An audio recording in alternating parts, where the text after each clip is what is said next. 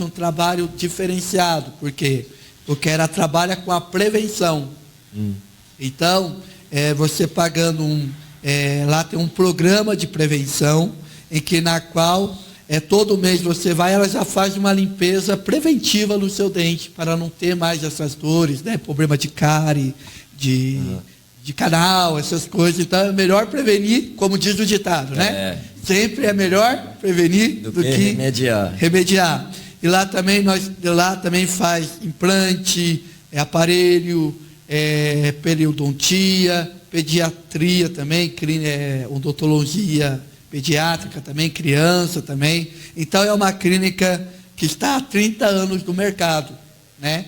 O telefone, né? Vou passar para vocês o telefone. 39216929, né? E o WhatsApp, né, que é melhor, é 12998236609. Repetindo, 982336609. Agora, a nossa patrocinadora agora é nova aqui, né? Está estreando hoje. Ela, maravilha. Na área de beleza. Silvia Cabeleireiros, né? Competente profissional também, nossa irmã em Cristo. Ela está, né? Estética, sim, cortes, né? O William não precisa. Eu tô vendo aqui que o pessoal tá tudo olhando pra mim, rapaz. E tá, sabe, assim, com aquele ar assim de sorriso. Não precisa muito, não, né? Não, eu vou, mas rapaz, você que vai numa festa, né? Os irmãos, no caso, né? Que vão para uma festa, casamento, né? Quer fazer aquele penteado, quer fazer aquele tratamento estético, né? Então é a Silvia Cabeleireiro. Telefone dela é 12996636989. Repetindo, 12996636989. Esse é os nossos patrocinadores. Deus abençoe a vida de cada um de vocês. Amém? Glória a Deus. Agora nós vamos ouvir mais um louvor do nosso irmão Nicolas. Amém? Louvando ao Senhor com mais um louvor. E depois estaremos de volta aqui com a graça de Deus. Amém? Pode louvar o Senhor. Tocar um hino do Ademar de Campos. Diga para os temerosos, não há nada a temer. Poderoso é o teu Senhor, quando clama seu nome, Ele então virá. Ele vem pra te salvar, Ele vem para te salvar. Diga ao cansado, o teu Senhor virá, Ele vem para te salvar, Ele vem para te salvar, Ele vem para te salvar. Contempla ao Senhor e te levantarás, Ele vem para te salvar.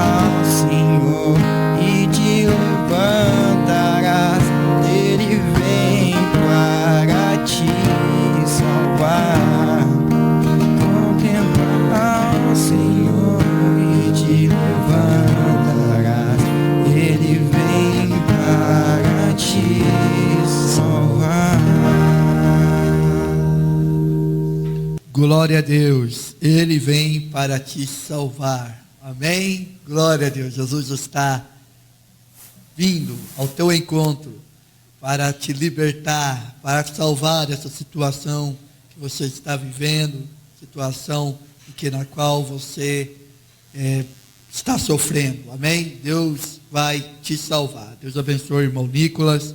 E agora nós estaremos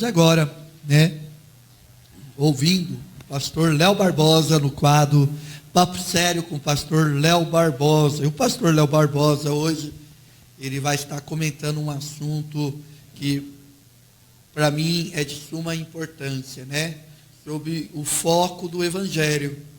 O que nós realmente estamos pregando, O que nós estamos ouvindo? Será que realmente é isso que Deus vai fazer na sua vida? Vamos ouvi-lo, Pastor Léo Barbosa no quadro Papo Sério. Amém? Deus abençoe.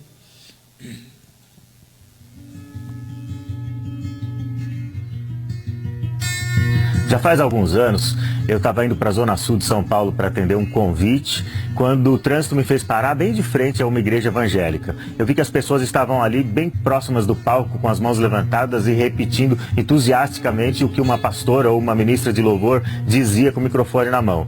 Eu baixei o vidro para entender o que é que ela estava falando ali e ouvi essas frases que para mim me pareceram no mínimo curiosas e muito emblemáticas em se tratando da proposta de espiritualidade vendida por muitas igrejas que se dizem cristãs atualmente. Ela dizia assim: a partir de hoje eu decreto que eu nunca mais vou sofrer, eu nunca mais vou chorar, eu nunca mais vou me frustrar com coisa nenhuma.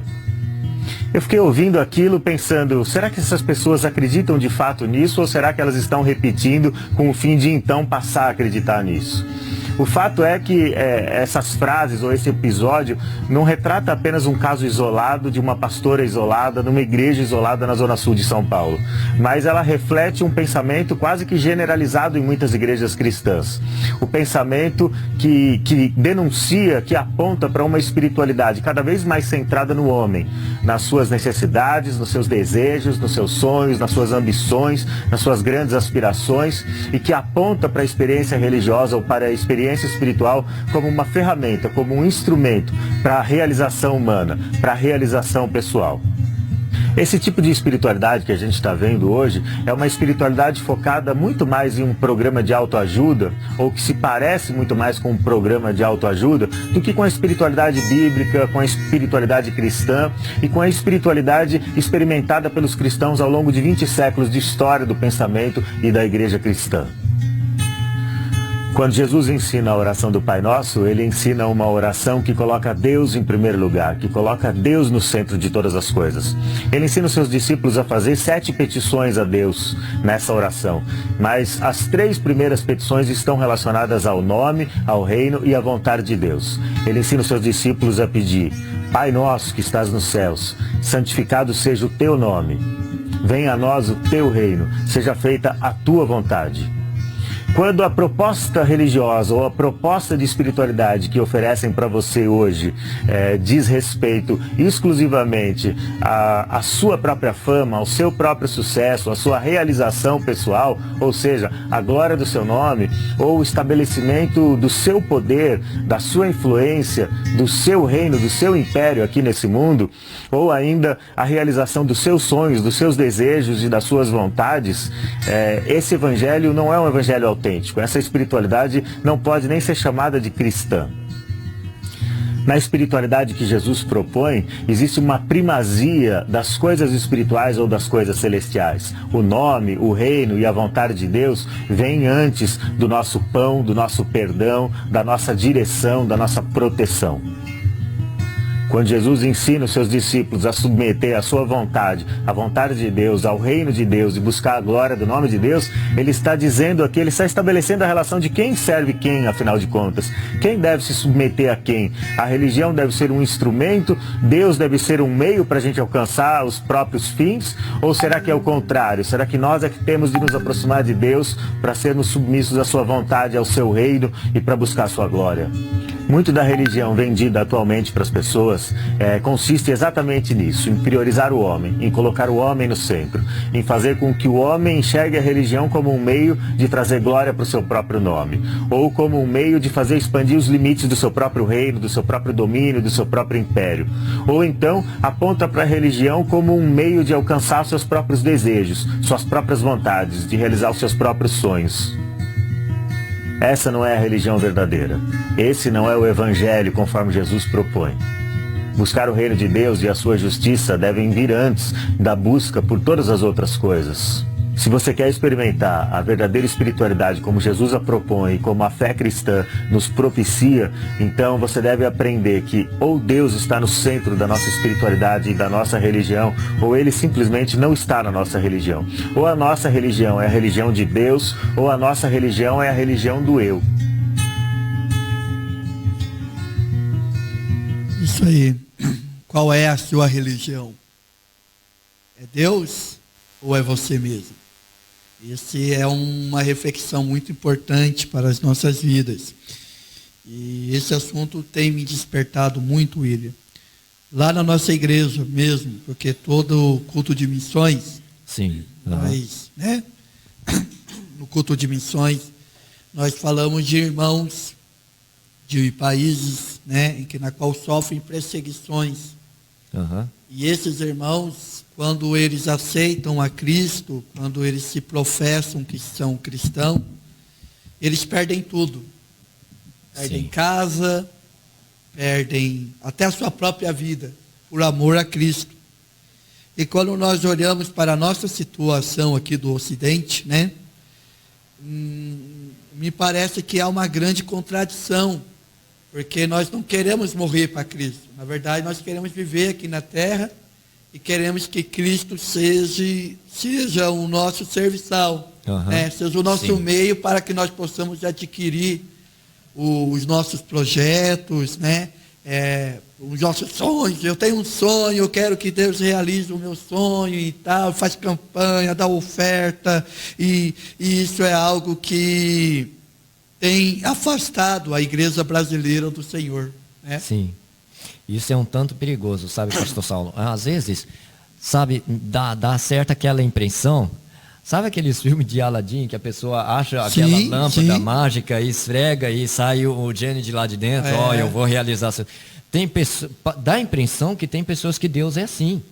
Que Deus está disposto ali simplesmente para atender as necessidades e o bem-estar dele. Com certeza. E não é bem assim. E isso é um tanto perigoso, porque não é uma, duas, três vezes que isso está se tornando uma coisa comum. Igual ele estava comentando ali, que ele passou em frente à igreja e ouviu tal pessoa ministrando e pedindo para repetir as frases ali. Gente, isso é um tanto perigoso. Muito perigoso. E eu vejo isso constante acontecendo, pastor Saulo. E até nas nossas igrejas também, né? No nosso meio muito próximo. Às vezes os pregadores ou às vezes os próprios ministros de louvores começam a induzir o povo que está na igreja a repetir tais frases e fica assim, poxa, você vai repetir, o que aquela pessoa vai falar? Aquela pessoa está falando coisa que realmente condiz com sua vida, ou você está ali simplesmente repetindo uma frase porque ela está falando? De repente aquilo não está sendo nada a ver com aquilo que você está se passando. Com certeza. As pessoas acabam sendo induzidas, né? Induzidas pelo ministro ali que está falando, pela pessoa que está ali ministrando, elas acabam sendo induzidas a falar uma coisa que não condiz com a realidade dela.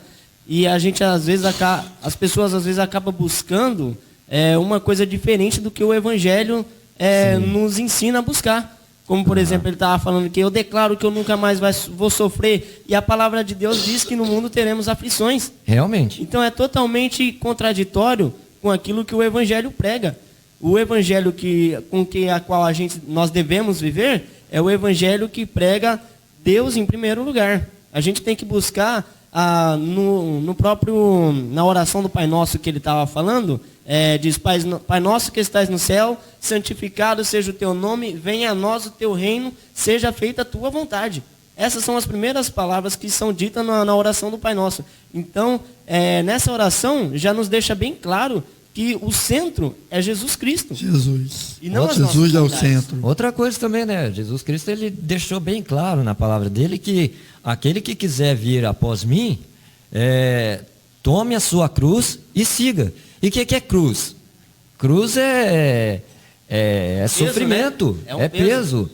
Entendeu? Então, como que a pessoa pode chegar e pensar assim, eu vou para a igreja e agora meus problemas vão se acabar, eu nunca mais vou sofrer? Não, gente, totalmente o contrário.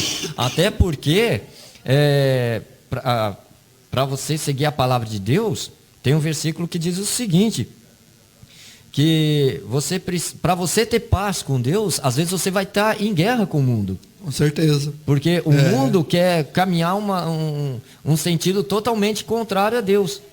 E se você quer servir a Deus, você vai ter que seguir contrário ao mundo. E isso você já vai encontrar barreira em muitas coisas, porque esse contrário vai ser o seu ciclo de amigo, o seu ciclo familiar, né? E isso tudo envolve o quê? Sofrimento. Você tem que crucificar a sua própria carne. Com certeza, com certeza. E você vê isso, essas mensagens, até dos louvores de hoje, né? Sim. Por exemplo, esses dias a gente estava falando do Jair Pires. Aquela música lá, Folha Seca. Sim. Aham. Você vê o que ele fala? Que ele compara a vida de um homem sem Deus com uma folha seca, caída no chão, pobre, miserável, só pensa em pecar. Aí você pega um louvor de hoje, por exemplo, você pega um louvor, vamos lá, do Anderson Frei, aquele lá, você é um espelho, que reflete a imagem do Senhor, e tem um texto, um verso dessa música que diz assim, que o pecado não consegue esconder a marca de marca que Jesus deu. Então você vê a diferença, né, de como que nós estamos tratando a condição da pessoa. Porque o pecado é um problema. E nós não podemos negar esse problema, né? E me parece que hoje, as músicas de hoje, parece que eles estão querendo renegar a condição de pecador das pessoas e mostrar o valor dessas pessoas, né? Você tem valor para Deus, tal, sendo que a primeira posição para que na qual nós possamos nos achegar a Deus é reconhecer a nossa condição. Sim. É reconhecer a nossa doença, né? Porque o doente, ele só vai alcançar a cura se ele se conscientizar da sua doença. O que nós vemos hoje não é isso. Às vezes a pessoa está doente e não estou doente. Todo mundo está vendo que ela está doente, que ela está indo para a morte. Não, mas eu não estou doente, né? Aí não adianta levar para o médico, dar remédio para ela. E essa é a situação de todos aqueles que estão sem Cristo, né? Mas nós não pregamos mais isso. O que nós pregamos? Nós pregamos que Deus vai dar vitória, que Deus vai abrir a porta, que Deus vai dar um carro, que Deus vai dar um apartamento, vai fazer você rico, né? Isso é verdade mesmo. Eu comento muito com a minha esposa sobre isso aí. Tem muita gente desapercebida dentro da igreja. Tem. O irmão está pregando lá, mas Cristo não é o centro. Não é o centro. O homem que é o centro. O homem é o centro. E a Bíblia nos ensina que Cristo é o centro. Eu comento muito com a minha esposa. Nisso a gente tem que estar vigiando, né? E sempre fazendo o quê? Examinando as Escrituras. É o que nos ensina. Eu comento muito com a minha esposa lá, com as minhas filhas também. Fica atento. Louvores também, as letras também. Vamos ver se Cristo realmente é o centro. É o centro. Vamos analisar isso aí, né? Porque, como disse o nosso irmão Pedro aqui, que comentou, volta ao comentário dele, né? Como o William também comentou, hoje em dia, infelizmente, o consumismo tem entrado também nas nossas mensagens. Sim. E também tem entrado também no ministério. Então, por exemplo, no ministério de louvor hoje, as pessoas hoje, elas compõem músicas, mas não compõem a música assim, nossa, eu vou compor uma música aqui porque eu estou sentindo um toque do Espírito Santo e eu quero glorificar a Deus. Não, hoje nós compramos hinos. Não, comprou esse hino, tem